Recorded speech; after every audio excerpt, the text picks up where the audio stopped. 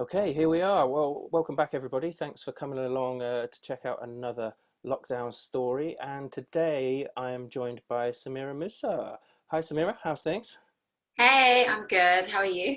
Very well, thank you. So, Samira runs a film production company, is that right? And called Root. The Creative Roots. So I run a film production company and a coaching practice called Hat Camp. So I do run two companies. Fantastic. Well, you can find out all about Samira's work on her LinkedIn profile. But for now, we're going to get straight into the meat of the question, which is how has lockdown been for you? So lockdown for me originally started, the first couple of weeks was chaotic, Mm, sad, um, really unsettling. Those are the kind of words it was for the first like week. I was like shocked. Um, then by about week 3 and 4, it was very reflective. hmm It was very deep. It was about schedule and like setting a routine.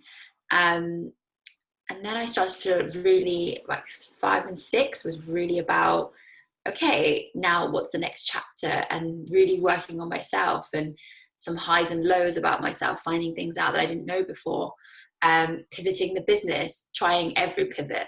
I was like, I've got this amazing idea. Someone's already doing it. I've got this amazing idea. Someone's already doing that.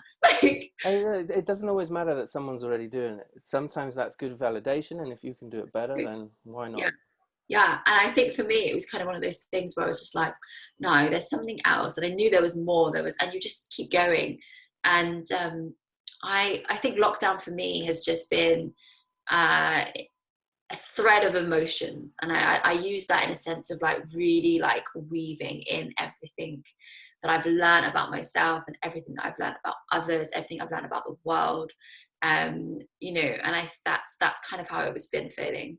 It's it sounds like it's almost like and I'm sure this has been the same for quite a few people, especially where there's been a massive change. I keep mentioning for me, it hasn't been that much different because I already work from home. We had projects that started beforehand that have carried on, and I've been lucky in that regard. But it's almost like a mourning process, right?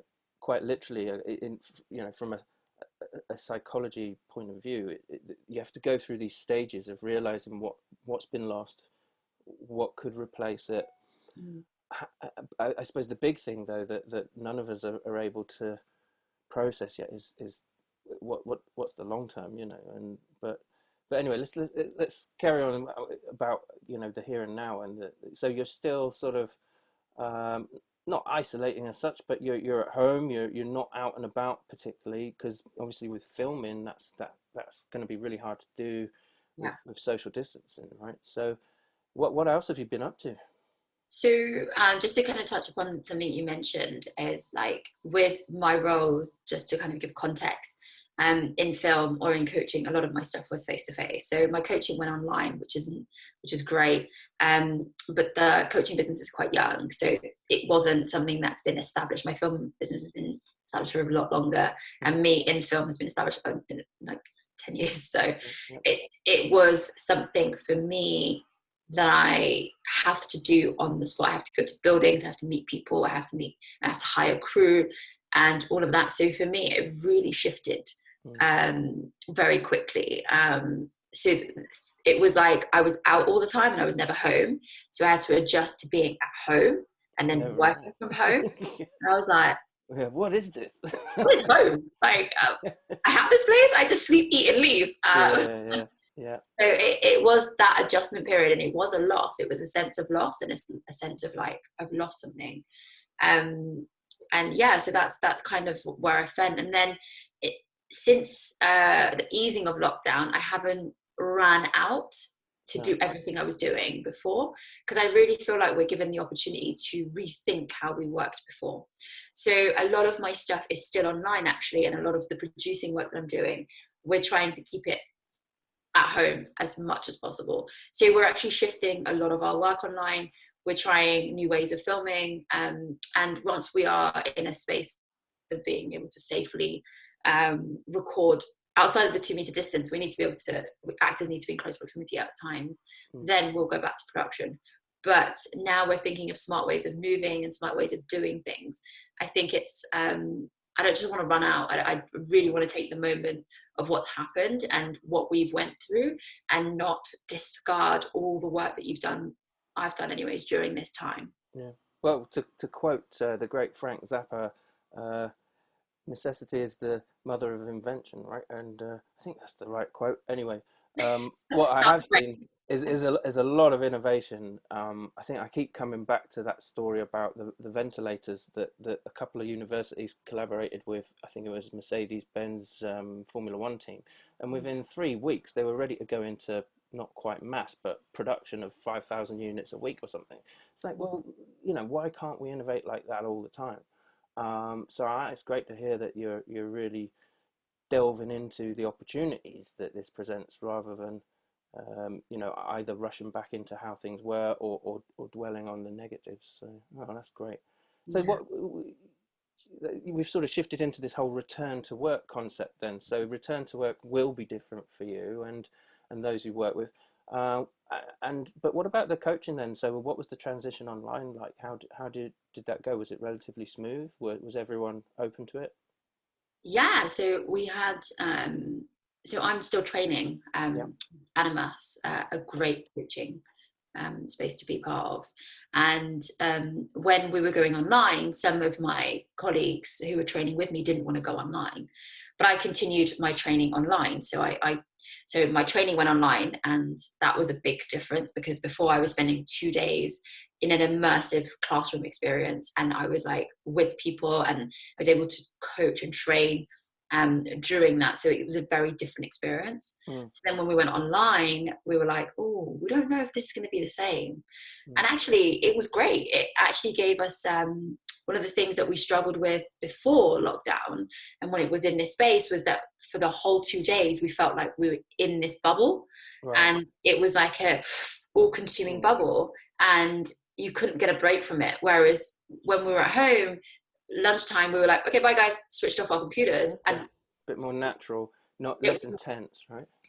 massively less intense. And actually, it made me feel a lot bit, for me anyways, and a lot of my colleagues actually, they were like, actually, this is great. We don't Mm, have to travel, and we can stop. And I think they'll return to normal, but I think what they'll do is do mixed. So some sessions online, some sessions face to face. So you get a mix. And I think that would be really great. With my clients, actually, I didn't do a lot face to face. A lot of them were already online. yeah. So that didn't change a lot. What did change was I noticed my states of emotions, and I was like, there are points where I couldn't coach, because I was like, I to show up as my best self for my clients, I need to be at my best self at that point in time. So there was a lot of shifting of like calendars and stuff like that, but it was really easy actually. I think coaching was the easiest space to move into And the this, digital world.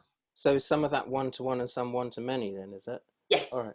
And so it's almost a bit like, I know my other half does Zumba, and her Zumba teacher has been asking everyone, would you still be up for doing it virtually in the future, and or maybe both? So she might even have a live class, and people join the live class virtually. Um, 'Cause they've had huge numbers, and she'd already moved to a big hall months ago, and you know I don't think there's a hall big enough now. So it's quite interesting. But then I was talking to another coach, Elizabeth Baru, the other day, and she was saying about um, the initial response to this was, oh, it will never be as good if it isn't face to face. But then the coaches she works with collectively said, no, well, that's just limiting our thinking. Let's approach this and think, how can we make this even better than it was before? So 100%. yeah, I think that's a great approach. I mentioned to her, and I've got a session next week with, I think, probably up to, I don't think it will be as many as 40. I think it'll probably be about 25 to 30 postgrads doing innovation and entrepreneurship for Warwick University. And I got to deliver that through Teams, and there'll be 5 breakout rooms. And Elizabeth said to me, you've got to get someone to help you out, because trying to monitor all those conversations is just going to be a nightmare. So I'm pushing for some support. We'll see what happens. But I'm looking forward to doing it. I'm looking forward to trying to get something different out of it, like you say. Mm, Um, definitely. And my experience through that idea of Teams and Zoom and breakout rooms is when Animus went online, we had the person who was delivering and the person who was technical support Yeah. or like monitoring. And actually what it did is, if someone, because some people have bad internet connection, have to be let back in a couple of Yeah. times, it doesn't take away from the content, and everybody else doesn't suffer because the presenter is also the tech support. So it's Yeah. actually, I would say it's massively valuable to have two people. Yeah. Yeah. It would be detrimental to your content and the I learning can see experience. that. I can see that. I mean, it's bad enough in the room, but at least you can see everyone. Whereas when you're trying to, coordinate virtually, especially that number of people, I 100%. haven't got enough eyes. You know what Yeah, I exactly. You're like, mean? Like scroll, scroll. Is everyone all right? You go, "Three start boxes." again. Exactly. Exactly. So what about you personally then, in terms of return to work? What do you want it to look like? It sounds like you want it to be different, but have you got a vision of that yet? I like that question, actually. It's a good question. I think for me, what I want it to look like is a lot more holistic. And that is really the approach I'm going for, even in my filming world. A lot of what we do is go, go, go, gun ho, and work ridiculous hours. And I realized actually the reason I'm so addicted to coaching and love that is actually the calmness and the settled and the experience it gives you and the reflection time. So all of those things, I was like, wait a second, these two can just combine. Yeah, And why not? it's like this holistic experience of, yes, we need to go fast. Yes, we need to achieve X, Y, and Z, but we can do it slightly differently. We can take our time. We can be mindful of certain things. And I think that shift in mindset has been the Mm. biggest thing. It might be that I still have to go into an office because certain things I can't do from home, but really it's the mindset shift that's important. What about then with your film industry or filming industry contacts? Do you feel that those relationships have changed at all? Because I've certainly, something I keep going on about is the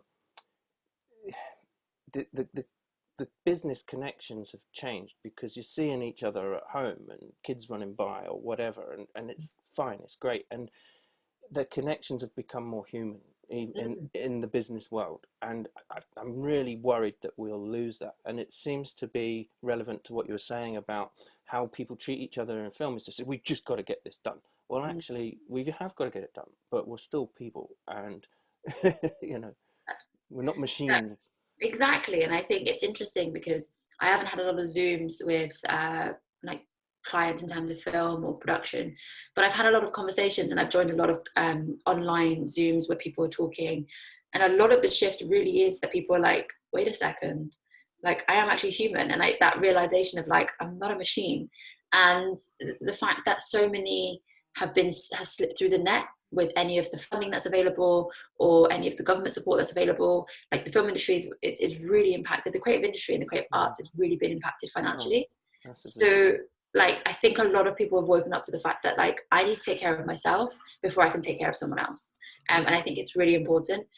So the financial one is what I think everyone woke everyone up that like, wait, you guys can't do anything because we're on these contracts which are loopholes of the loopholes, and that's the way the system was set up. Mm. And I think the next thing was when everyone was talking and mental health being a really big part of the conversation now within the creative industry as a whole. And now, okay, we're returning to work, but let's do it safely. And I think it is changing the industry, and it's becoming more human. And it's actually minimizing the crew size, which I thrive on. The smaller the crew, sometimes I find it's actually a lot more impactful. And you're able to get a lot more done. I'll probably eat my hat. Someone will play this back to me in 20 years and they'll be like, so you said. I'm Yeah, like, but I saw there's an experiment done, wasn't there, where they had to make an advert and they had 200,000 budget, 20,000 budget, and 2,000 budget, and the mm, variance was minimal. mm. It was. I mean, I'm probably got the I'd love to see that numbers. actually.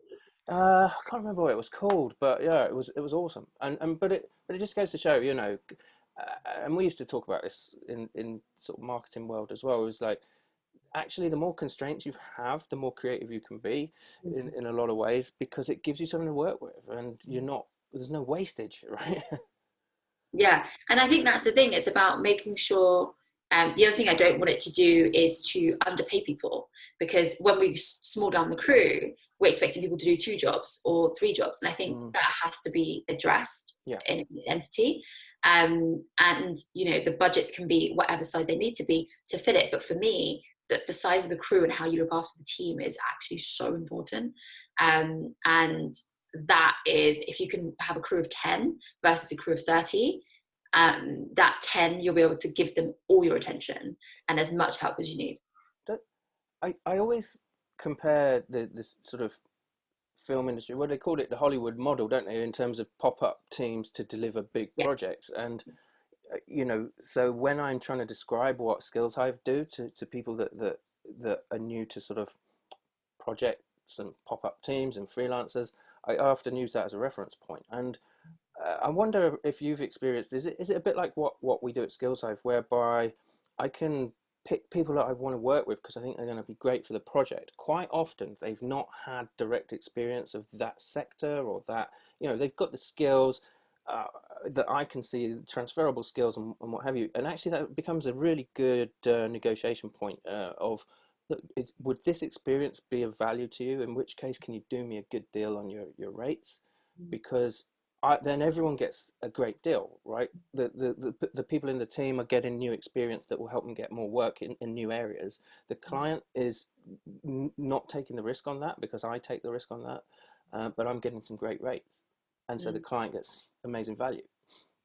So with regards to film, we have like a 2 process in terms of like how we crew up.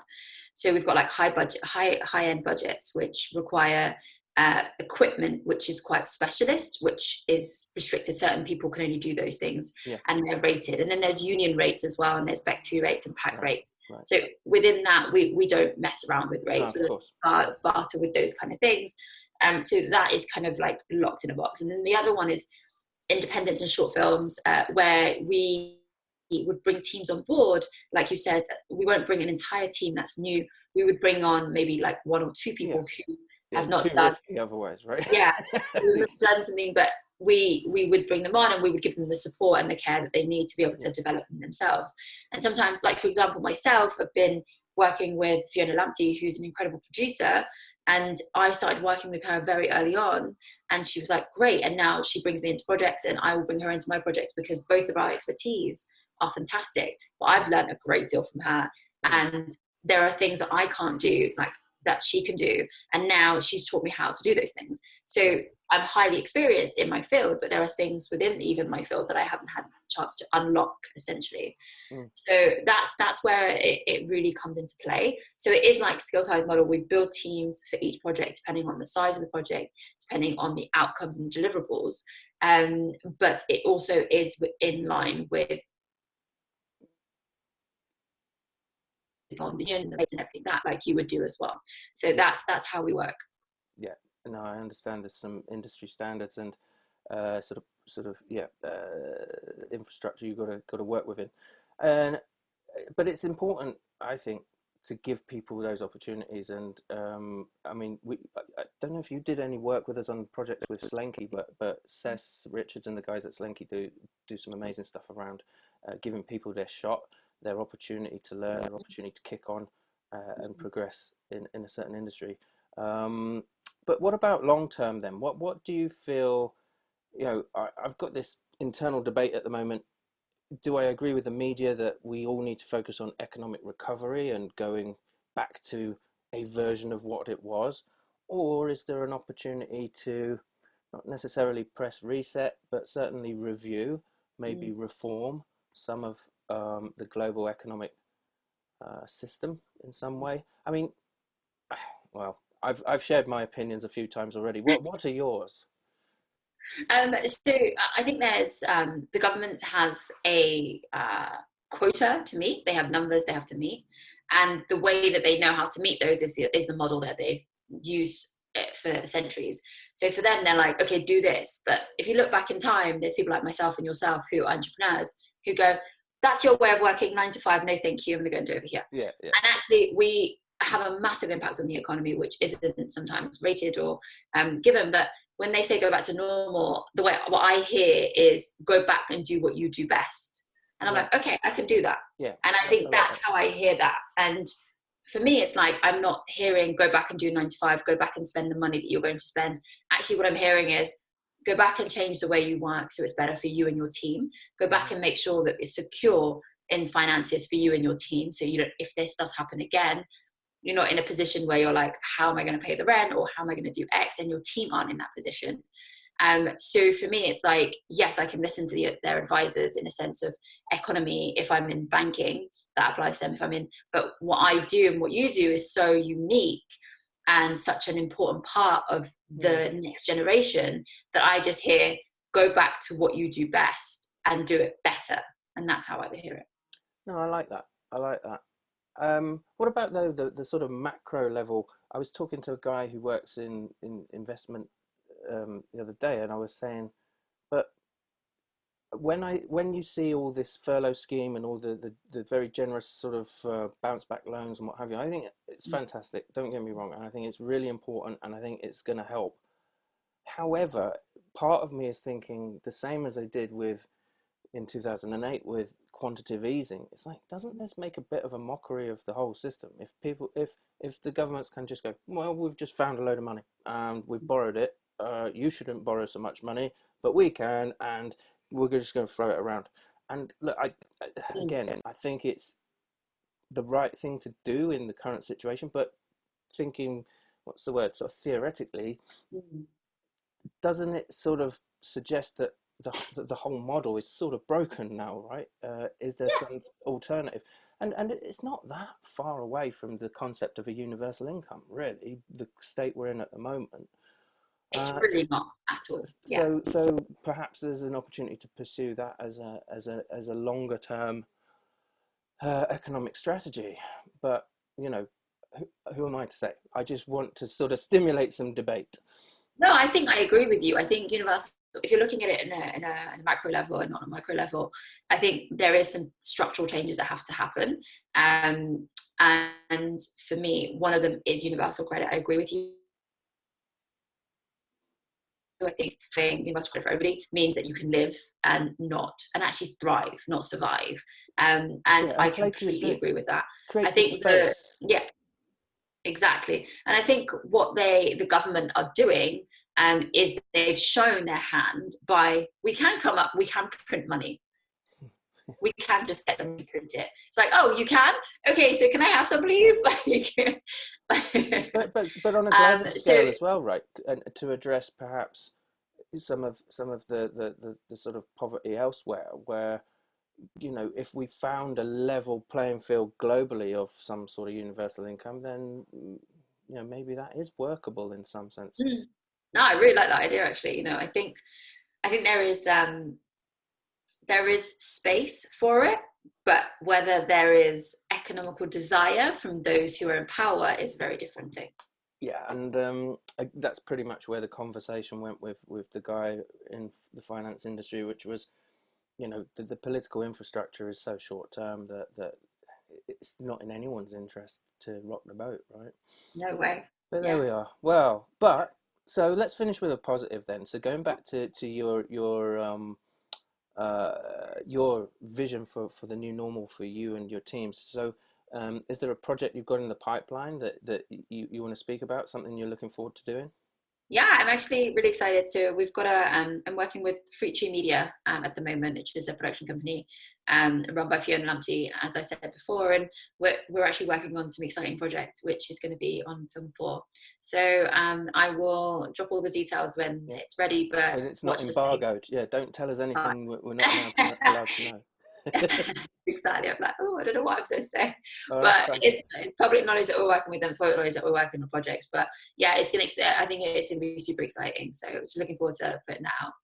Great stuff. Well, look, it's been lovely to speak to you. Thank you for taking the time, and thank you guys for watching. If you want to find more lockdown stories, we're going to be sharing them weekly on the Skills Hive LinkedIn page, and I'll be pushing those out through social media channels as well. And if you've got a story to share, and we're more than happy to listen. And I think it's really important that as many people as possible get to hear about all the different sides of lockdown and the future of work. So just get in touch if you want to have a chat. Take care, everybody. Thanks, Samir. Take care. Thanks, mate. See you later. Bye. Bye.